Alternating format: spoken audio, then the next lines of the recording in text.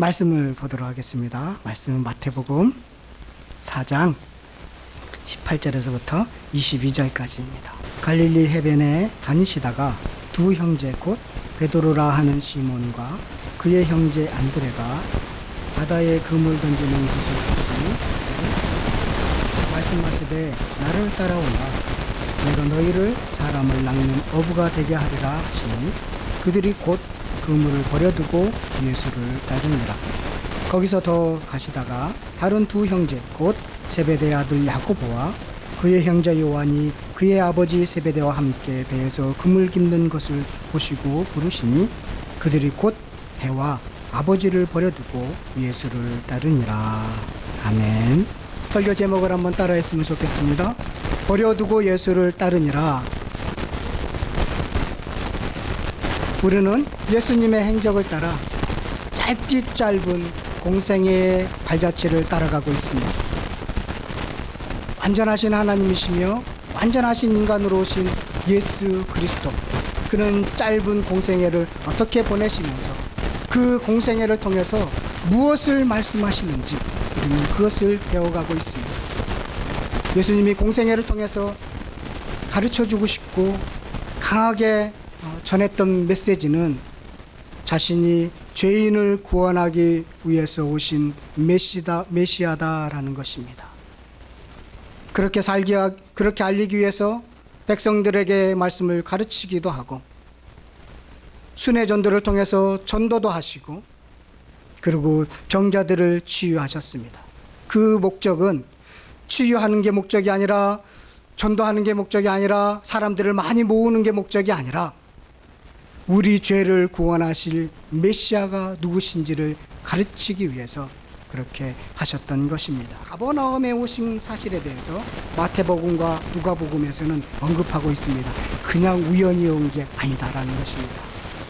마태복음 한번 찾아볼까요? 4장 13절에서부터 16절까지 보면 나사렛을 떠나 수불론과 납달리 지경 해변에 있는 가버나움에 가서 사시니, 배척을 당하고 가버나움에 가셨다는 것입니다. 이는 선지자 이사야를 통하여 하신 말씀을 이루려 하십니다. 우연히 일어난 것이 아니었습니다. 이미 700년 전에 예언했던 사실이었습니다. 수불론 땅과 납달리 땅과 요단강 저편 해변길과 이방인 갈릴리, 그 땅은 이방의 갈릴리입니다. 흑암에 앉은 백성이 큰 빛을 보였고 그 사람들은 복음에 소외된 사람이었고 흑암에 앉은 백성이었는데 이주에 빛으로 오신 예수님을 볼 것입니다. 그리고 사망의 땅과 그늘에 앉은 자들에게 예수 그리스도는 빛을 비추실 것입니다. 이것은 이미 700년 전에 예언했던 이사야의 예언을 성취한 것입니다.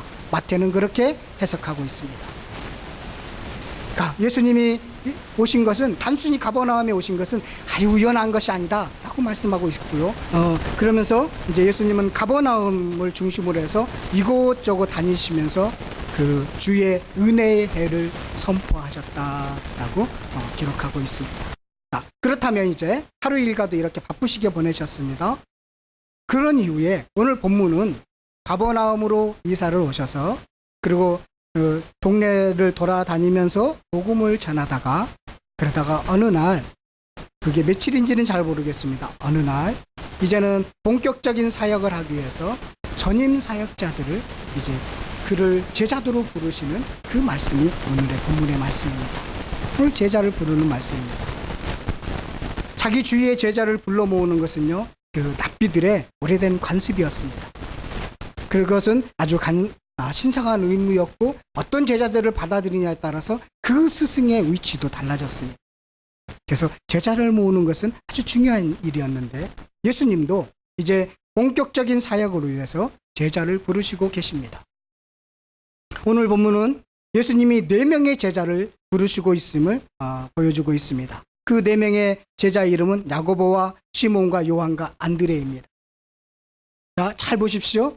지금 야고보를 제외한 시몬과 안드레와 요한은 예수님이 공생애를 시작하면서 40일 금식 기도를 하고 마귀의 시험을 다 말씀으로 이기시고 다시 세례 요한의 사역 장소에서 와서 만났던 제자들입니다. 시몬과 요한과 안드레. 빌립과 나다나엘도 만났죠. 세례 요한의 사역 그 요단 동편에서 이미 그들은 한 번의 만남이 있었습니다. 그런데 지금 마치 오늘의 본문은 그들을 처음 만난 것처럼 제자로 부르고 있는 것처럼 그렇게 보입니다. 그리고 특히 요한과 안드레는요, 세례 요한의 제자였습니다. 그들은 요한과 안드레는 세례 요한이 메시아일 거라고 생각하고 그를 따랐습니다. 그런데 세례 요한 선생님이신 그 세례 요한은 자신은 메시아가 아니라는 것입니다. 자기 뒤에 오시는 분이 메시아라고 그렇게 계속 가르쳤습니다. 그러고 나서 예수님이 나타나니까 저분이 진정으로 내 뒤에 오시는 메시아다라고 이야기하니까 그들이 예수님을 따랐습니다. 예수님을 메시아로 알고 따랐던 것입니다. 빌립과 나다나엘도 마찬가지였습니다. 메시아를 따라다니면 그들은 그런 생각을 했습니다. 진정으로 이제 나라를 일으키고 그리고 큰 영광의 메시아를 통해서 이루어질 큰 영광의 권세가 나타날 때인데 그때 자기도 한 자리 할 것이라고 생각했습니다. 드디어 속박으로부터 로마의 속박으로부터 벗어날 거라고 생각해서 예수님을 쫓아갔습니다. 그래서 그들은 예수님을 만난 이후에 가나의 혼인잔치도 참석했고 그리고 예루살렘 방문도 했고 사마리아 여인을 만나는 그 현장에도 있었고 그리고 나사렛에서 백책당하는 그 현장에도 있었던 것으로 보입니다. 그런데 모두가 있었던 건 아닙니다. 요한 정도는 사마리아 여인 가버나움의 왕의 신하를 만난 그 사건까지는 함께 있었던 것으로 보입니다. 그런데 나사렛에 예수님이 방문해서 백척당한 사실은 요한복음에 기록되지 않은 걸 보니까 거기는 따라가지 않은 것 같습니다. 그렇다면 이 불은 지금 이 4명, 오늘 본문에 나와 있는 이 4명의 제자는 나중에 예수님의 핵심 그룹입니다. 그런데 이들의 직업이나 여러 가지를 볼 때 핵심 그룹으로 키우기에는 좀 부족한 점이 많다 이런 생각이 들었습니다. 그들의 직업은 동일하게 어부였습니다.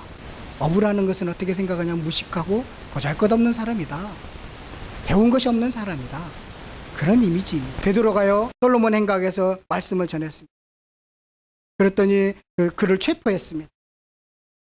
그래서 체포해서 복음을 전하지 말라 하는 다음에 그래서 이제 종교 지도자들 쫙 앉아 있는 자리에서 베드로가 그 자리에서 아주 담대히 말씀을 전합니다. 그랬더니요 그 종교 지도자들이 예루살렘에 있는 종교 지도자들이 어떻게 했느냐면 아이고 저 사람은 본래 학문이 없는 범인으로 알았는데 이상하네 이렇게 말했다는 것입니다. 학문이 없는 범인, 그러니까 무식하고 보잘것없는 사람인데 배운 것도 없는 사람인데 말을 잘하네 이렇게 봤다라는 것입니다. 그러니까 어부다라는 것은 무식하고 보잘것없고 천민이다, 배운 것이 없는 사람이다 라는 의미가 더 강한 것입니다. 자, 예수님은 왜 이 핵심 그룹 그들을 총동네 어부를 제자로 선택했을까요? 예루살렘에는 니고데모와 같은 조금 막 하는 것을 생각하는 그런 좋은 지도자들도 있고 또 지금 예루살렘에는 가말리엘 학파에 아주 유능한 총망 있는 똑똑한 그런 바리새인들이 젊은 바리새인들이 많이 있는 그들을 볼 때는 잘 준비된 사람 그리고 가능성이 있는 사람이 아닙니까? 차라리 그 사람들과 함께 이 큰 그 하나님의 나라의 일을 하면 더 확실할 텐데 왜 예수님은 그 시골촌에서 고기를 잡는 어부들을 선택했을까요? 예수님은 전혀 가능성이 없어 보이는 지극히 평범한 사람을 위대한 사람으로 변화시켜서 사용하시는 분이시기에 달리 촌에서 어부로 종사하는 무식한 사람들을 부르셨습니다. 예수님은 가장 훈련시키기 어려운 가장 어부들을 가장 위대한 사도로 되도록 그렇게 하셨구나.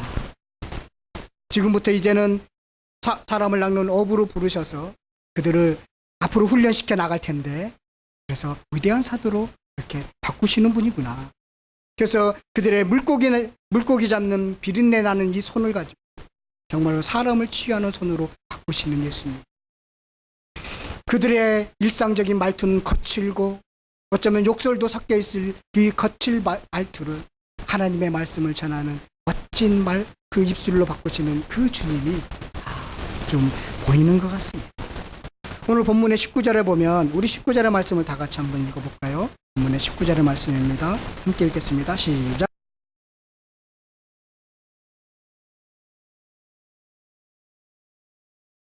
이 말씀은 동일하게 마가복음 1장 17절에도 동일하게 기록되어 있습니다.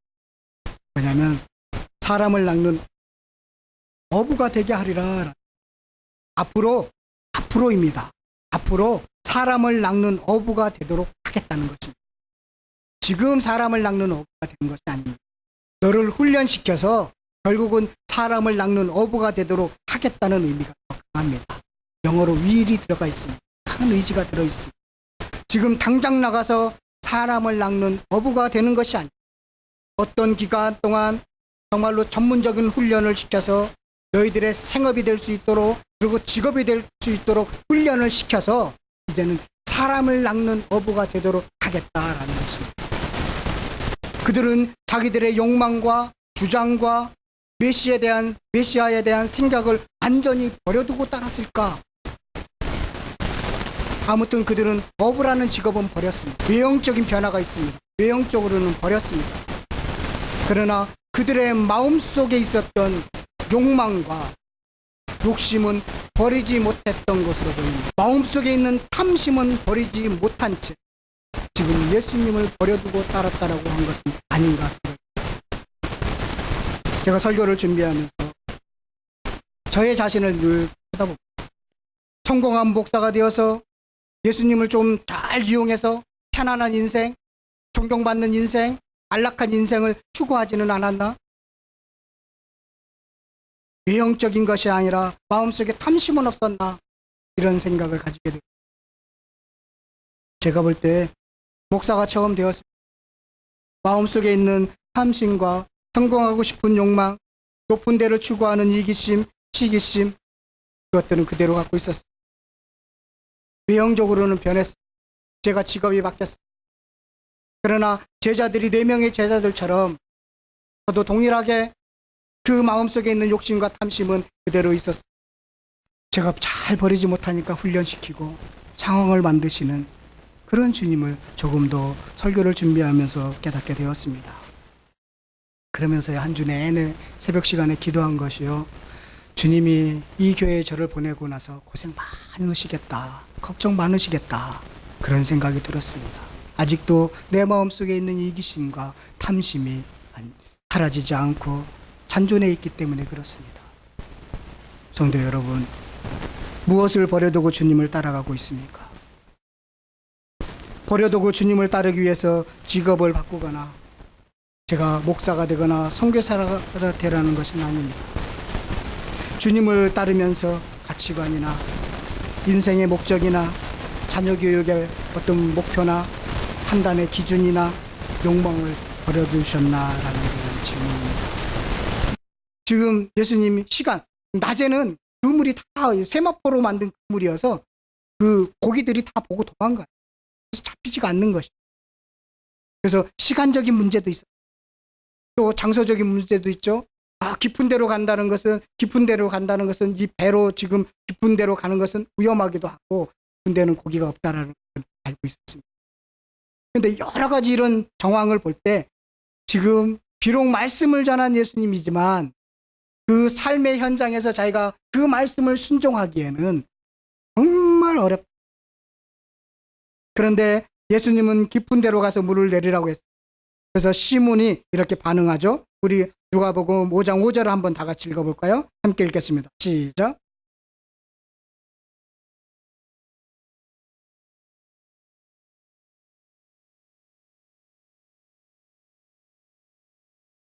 선생님, 님이라고 하지 않죠. 선생님, 제가 그 밤새도록 해봤는데 지는 못했습니다. 그런데 말씀에 의지해서 한번 하도록 하겠습니다. 여러분, 말씀에 의지해서 그러니까 믿음이 좋아 보이는 거죠. 그런 것보다는 이런 제가 선생님 말씀대로 한번 해보겠습니다. 그런 것은 아주 기쁜 마음으로 하는 것은 아니에요. 선생님이 그렇게 말씀하시니까 한번 해보겠습니다. 이런 뜻이 담겨져 있어요. 그런데 믿음의 시작은요, 그렇게 한번 해보는 것이 자기의 경험이 아니라 한번 해보는 것이, 받아들이는 것이 바로 믿음의 시작인 것 같습니다.